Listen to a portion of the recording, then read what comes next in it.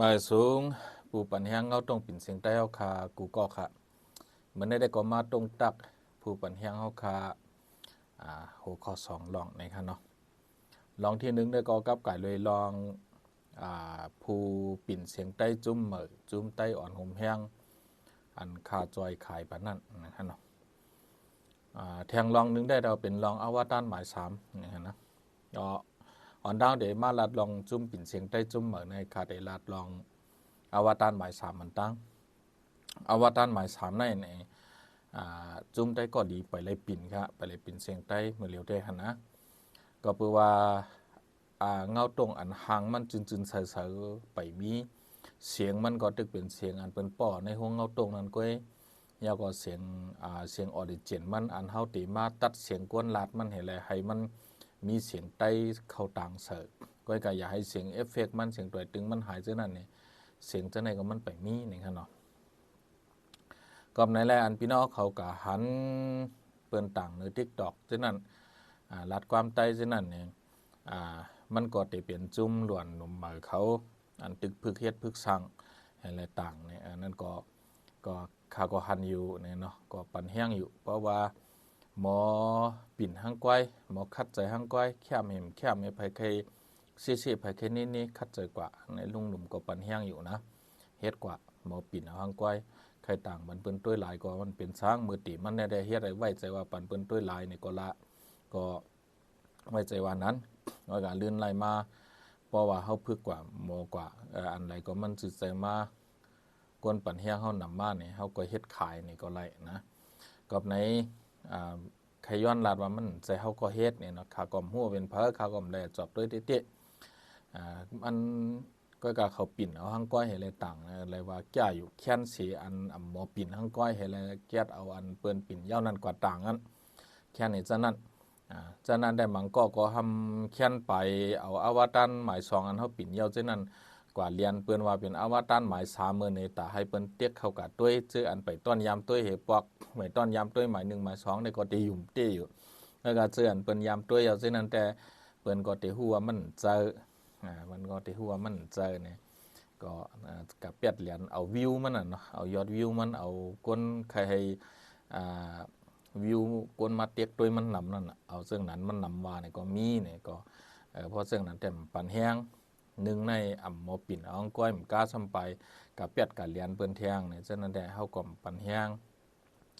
แล้วก็อันคาปันแห้งแทงเมียวหนึ่งในแต่ก็ทำเหนือติ๊กตอกในมีหมังข้องอันแก๊ดเอาสื่ออันความยำมันอันแคมมันนั่นเหี่ยวแล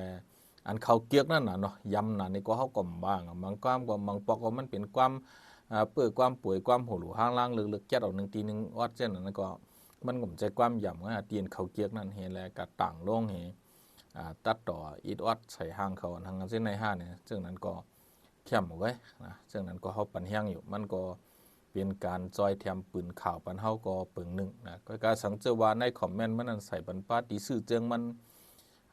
ให้ปริศาสเจินกับปันแห้งเจ้านั้นเพราะว่าใครปันแห้งเอาตื่นมันใครปันแห้งเนี่ยก็มาซื้อตีเจิงกวนปิ่นเสียงใต้ปันแห้งกวนปิ่นเสียงใต้เลยดีในเพราะลาดปันใส่ปันป้าเจ้านั้นให้เปิ้นฮู้ว่าพวกใครด้วยสุดๆเดเลยกะซื้อกะไรเนี่ยเจ้านั้นก็เข้มอยู่นะปันแห้งอยู่อันเลือกเอาเป็นปิดเป็นปอดอันนั้นนะแล้วก็อันแก้เอาเป็นปอดแล้วแหละต่อปอดสุดซึ่งนั้นได้ก่อมปันแห้งค่ะซึ่งนั้นได้มันก็เป็นการยาเฮาก้อยพอทำไปกับเปียดเหรียญเปื้อนแทงว่าเป็นอันนั้นอันไหนในซึ่งนั้นแค่สั่งถูกนะครับเนาะยาก็อันน้องๆเขาหลานยิ่งหลานใจเขาคัดใจเฮ็ดปิ่นเอาห้างก้อยแต่ได้เป็นจุ่มปิ่นเสียงใต้เสียนหุ่นเหมือเข้ามาเจ้าไหนนี่ก็นั่นก็ปันแห้งอยู่คัดใจเฮ็ดกว่าด้วยเนาะเอาว่าลุงหนุ่มก็ปิ่นเสียงใต้ก็ป้วนในแทง10 ปีโยหึงสุดก็ลุงหนุ่มก็มันก็เฮ็ดมาหึงอ่ะ10 ปีปลาย20 ปีอ่ะกับในแลเดินไล่ไว้ในมากก็อยู่มาเตมีเสียนหุ่นมาอันกัดแขนหรือเสียเฮาแขนหลีกัดแขนหรือเสียเฮาก็เปียงเฮาก็เตจังมีมาอยู่เนี่ยเนาะยุ่มยำซึ่งนั้นกับในย้อนลาดว่าอวตารหมายหนึ่งเอาไว้3ในเฮาไปเลยปิ่นและหมาย2ในลองจุ่มปิ่นเสียงใต้อ่อนโฮมแห้งในมันเปลี่ยนตะเปค่ะใจอ่องแรงเนี่ยจือมันของใจอ่องแรง มันมาขึ้นเฮียนโรงเฮียนตีไล่คาในเหก็อูเขาเป็นก้นไล่คามีเขาเป็นก้นเกซีมันมาขึ้นเฮียนตีไล่คาในเหแลมาอยู่ที่เฮือนออกเขาเฮมาเฮ็ดลุงน้องตะเปคามาปิ่นเสียงจอมคาข้าวตั้งก็จำปีย่องก็เด็กเคยมีหมอกปีแน่ก็ข้าก็เสริมชิมการปิ่งหยานเลยข้าหู้คำมอข้าก็ส่งสอนปันอยู่ที่เขาสนใจนั่นน่ะอยู่ที่เขาวาสนาเพราะว่าหมอปิ่นเสียงนาลายก้นปิ่นเสียงใต้มือเหลียวนั้นมี10 ปลายนี่ก็มันใจว่าข้าสอนกูก่องก็ข้าด้วยก้นอันป้าวาสนาไงเพราะมันป้าวาสนาก็ปิ่นเปลี่ยนก้นปิ่นมือเหลียวก็ว่าการมันเป้าวาสนาภายค่อมภายทั้งนั้นก็มันป้าวาสนาแล้วก็ไก่ไปภายปิ่นภาษาความรัดความจ๋าจังไหนก็มันป้าวาสนานี่แหละข้าก็สอนปันมันเงาต่อไปหาดอกมันพ่อหมอเหต่อเหลียวมันก็มันก็ขึ้นมืออยู่จอมปอจอมมีมันติเกซีอย่าแลมือห่องเอาปีเอาน่องเอาปีปานเอามันเอาก้นหวานมันเอาแลปิ่นเป็นปิ่นเจิงและข้าก็ต่างบันจื้อจุ้มเขาว่าจุ้มไต้อ่อนหมแห้งเนี่ยเป็นข้าก็ต่างปันเก่าหมอมือในติ่นในมือข้าในก็จื้อว่าใจของแรงเนี่ยก็กะว่าเสียงอันพี่น้องเขายามยินในทำเต็มมีเสียงมันก็เหลียวก้อยหรือเสียงนั้นอันมันเลือกมาเห็นอะไรมาปิ่นจอมมันเช่นนั้นพี่น้องเขาติดไปเลยยามยินแล้วก็มันไปมีจื้อมีเสียงเมื่อเหลียวในก็เพราะว่าปิ่นเสียงใต้เย้าในก็มันก็เอามาผักคาขายจอย VIP มันจะไหนเพราะว่าพี่น้องเขาซื้อดีคาก็ไล่เนี่ยมันก็คาก็ขายจอยมันเพราะว่าไล่กะหือในก็ลิงมันหังมันนั่นมันแต่มีขนาดว่าคาก็ขายไล่กะหือคาก็ปั่นเงินตีมันขึ้นปั่นเงินมันเหเพราะว่า VIP มันเตมาเนี่ยก็1 เหงมันนั่นคาขายไล่คาก็เอาเหก็กะว่าในเจิงปิ่นเสียงใต้ก็เรียนป่นมาปาก2 ปากนั่นเพราะว่ามันปิ่นเย้ามา1 เจิงในคาก็เตปั่นมัน10 โหเตเอาเจิงใต้ก็เรียนป่นมาหลายปีนั่นก็ปี10 ปีแล้วมาปั่นมันให้ก็10 โหให้มันก็เลยขายกิน1 โหในเรียก10 โหขายกินเฮ็ดจังไหนพอกึ่งกลางปั่นมันจุงเจิงปิ่นเสียงใต้ก็หลีในตั้ง2 ปากปลายในปั่นมันขายมดๆเนี่ยก็มันก็ห้ำเต็มพอห้ำเต็มจอมตลาดตนตาก้นเจินปิ่นมาอัน10 ปีมันนั่นน่ะเนาะก็ในไรปั่นมันกายก็ขายมันก็มีศูนย์ไรขายกินเจิงใต้ก็ดีกว่าร้อยมันทำตึกเตะจ้ามาแลตาเตมีเจิงอ่านโหปากมันให้พอมีปาก2 ปากเจิงเหมือนเจิงหนังจุ้มใต้ก็หลีมันก็ไปเป็นง่ายๆนะสายของแรงนะมันก็ไปเป็นง่ายๆมันปิ่นมาเป็นตาลายเรือนก็เตื้อหายยาว6 เจิงก้อยมันก็เป็นเจิงไหน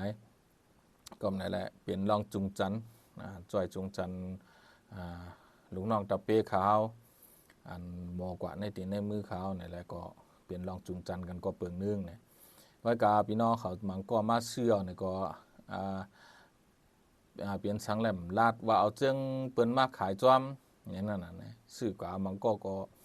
ขย้อนแลกขึ้นจังได๋แต่ก็เต็มจังแลกเนี่ยก็เพราะว่าหางเนี่ยตีหางนาเสือเจิงมันนั่นตีเจียงไผ่ซ้ายมือนั่นนะตีเจียงไผ่ซ้ายมือนั่นเนี่ยเพราะว่าเป็นจุ้มใต้อ่อนแห้งๆแต่ปีเตสอมๆมั้ยนะแต่มีแถบสอมๆมั้ยใต้อ่อนหอมแห้งเพราะว่าใต้ก้อลีมจะเป็นแถบแรงๆไอ้ใต้ก้อลีแต่มีไว้สู่ก็ต้วยลีนะต้วยลีว่าเป็นจุ้มไหลปิ่นเพราะว่าใครเพราะว่าใครปันแห้งจุ้มใต้อ่อนหอมแห้งเนี่ยก็ต้วยหางซื้อเขา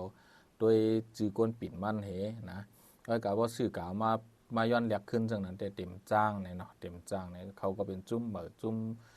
ให้พอเหมือนหนังกลางเจอผู้ปันแห้งตั้งเสียงได้ก็เตะไปเปลี่ยนมันก็ตึกมีตียบย่อมอยู่ตั้งน้ำเหมือนจังหนังเปิงหลงมันแต่บ่หาล่าลอกลายลัดความเช่นใดก็ตึกไหลว่าลบย่อมเตะเนี่ยแล้วก็ในไหลว่าเปลี่ยนลองตึดใต้กันจุงจันกันเนี่ยให้ไหลหู้จอมจังไหนมันใจว่าคากว่าลักเอาหั่งเปิ้นปิ่นให้เลยมาขายกินใจนะใจมันเป็นลูกน้องคาก้อยเป็นของตะเป้คาก้อยขาจอยมันขายก้อยเนี่ยให้ป่องใจจังนั้นและอันมันก็ขายกินจังนั้นก็มันเป็นคาปั่นขว้างให้มันขายเลยมันจังหัดขายก้อยเนี่ยเนาะให้พี่น้องเขาป่องใจจังไหนครับไม่สูงกูก็